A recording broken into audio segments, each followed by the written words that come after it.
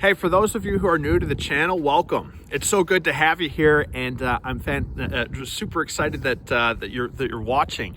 Thanks for your subscribe and your like. This is a channel all about bringing your best self to your flying and sharing within the community. So it's really great. I've learned a lot from everyone that comments and leaves suggestions below, but check it out. You know, obviously we're going to give a lot of great Cirrus tips and share it through each other, but really appreciate you being here and enjoy all the future videos. The temperatures here in Chicago have been pretty ridiculous. 0 degrees, 5 degrees, my favorite 9. It's still really cold out, and we just had a ton of snow. The airport here at Chicago Executive did a fantastic job of clearing the runways, and now it's clear enough here in order to get going. Kind of a fun fact, I didn't even know this existed, but the Chicago Executive Airport had won Snow and Ice Plow Awards at the Snow and Ice Plow Convention, which I didn't know that there was such a thing, but as a pilot, I really value it. And that's actually one of the things that I really try to look at when I fly in the winter is, believe it or not, sometimes flying in snow is some of the most flyable weather you can be in, but the limiting factor is how well an airport plows the runways. Here at Chicago Executive, we're spoiled. We've got an award-winning crew that keeps the runways open basically all the time, but smaller airports might just be contracted out to somebody or a guy with a pickup truck. So do your due diligence ahead. But now that it's clear, it's time to go over to one of our service centers, and I'm going to file IFR, and I want to show you my little tip on how I get my clearance and program it. It's a little backwards checklist that I use, and I don't know, some people thought it's been helpful, and I want to share it with you. So if you have a checklist or a little tip for programming, getting your clearance and programming it into the airplane, let me know, because I'd be super excited to try it. Always willing to learn and share a lot of fun things and ideas with everyone here that subscribe to the channel. So anyway, thanks much. All right, I am in my brand new demo airplane. It is great. It's this Athens blue over white. It is cool looking.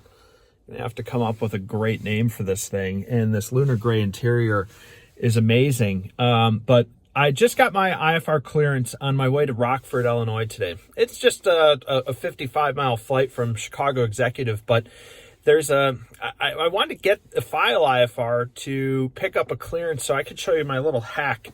This is going to be a really simple video, but I use FOREFLIGHT on my phone, and I use the scratch pad here for craft.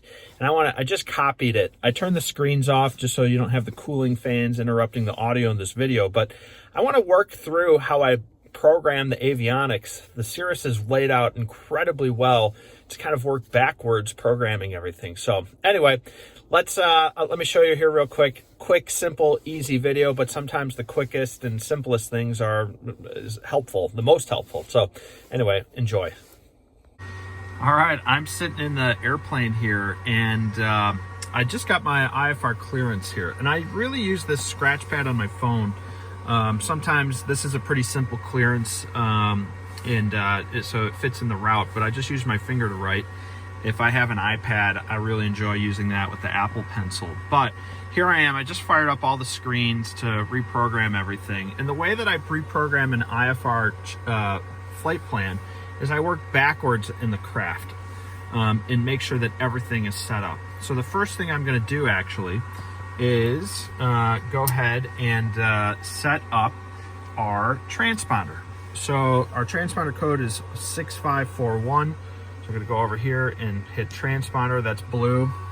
We've got this lit up, so go 6541.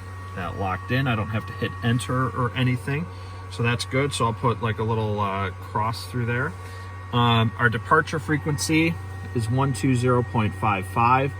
That was the departure frequency that I had coming back in, which was good, so I've got that closed. Our initial altitude is 3,000 feet. So I'm going to come up to our altitude window, and I'm going to start changing that up to 3,000 feet.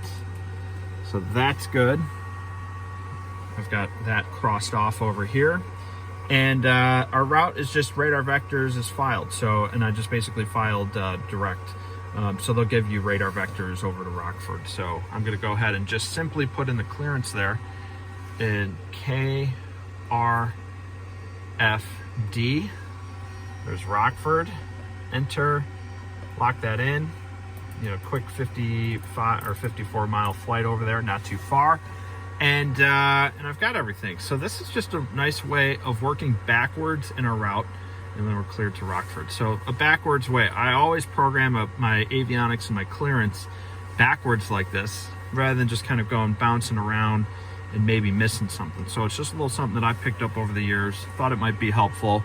If you find a better way or a different way, I would love to learn how you do it. So definitely leave comments below. But right now, look at that, warmed up nicely. It's 21 degrees here, and over the last couple days, lots of snow, as you can see here at the executive airport.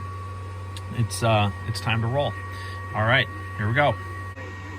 All right, I'm going to fire up and get rolling here to go over to the service center. So anyway, that was simple, very easy, and I hope you enjoy. And once again, to those of you who are part of the channel and those of you who are new, welcome. Thank you so much for being a part of this and subscribing. It's really so much fun. And, you know, there's a lot of momentum that's happening here. I'm learning a lot, just as much as hopefully you're learning something too, but and having fun. All right, take care, and we'll see you later.